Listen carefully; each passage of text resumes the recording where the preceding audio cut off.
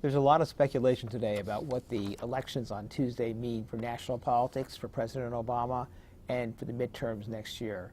It was a good day for Republicans, but not necessarily a great day. Let's start with President Obama. The results in the gubernatorial elections in Virginia and in New Jersey were not good developments for the president. President Obama invested his personal capital in Virginia to a lesser extent, but New Jersey to a big deal. He campaigned extensively for Governor Corzine, who lost. There are two things to watch out here. First of all, in terms of what President Obama is facing on the Hill, in terms of the bills he wants to get through, that gives him a little less clout in terms of trying to convince wavering Democrats to support him on tough votes. It means that when he goes to them and says, I need your vote, they're going to sit there and think, well, can he really help me if this is a tough election? And conversely, can he really hurt me? That's one thing. The second thing that was kind of instructive here, and I think we have to be careful not to overinterpret from a local race like this, but we did not see evidence in these races of the big coalition that President Obama put together last year. First-time voters, African-American voters, young voters, turning out for these two gubernatorial candidates. Now, maybe they shouldn't, right? This wasn't a big deal race. It certainly wasn't as interesting, but still, we've yet to see evidence that the coalition that President Obama put together last year can be put to use for anything else.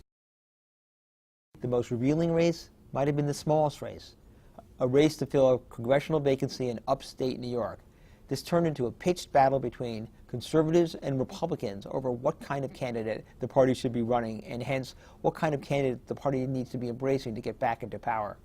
The Republican organization up there endorsed a candidate who was supportive of gay rights, supportive of abortion rights, supportive of the president's economic plans. Well, conservatives bucked at this, and conservative leaders such as Sarah Palin came in and supported another candidate who was running on the conservative line. They poured money in there, they poured volunteers in there, they attacked the Republican candidate. It was really quite remarkable. Well, in the face of this, the Republican candidate backed out on Saturday in a shocking development. She just said, I'm not going to run, I'm not going to win.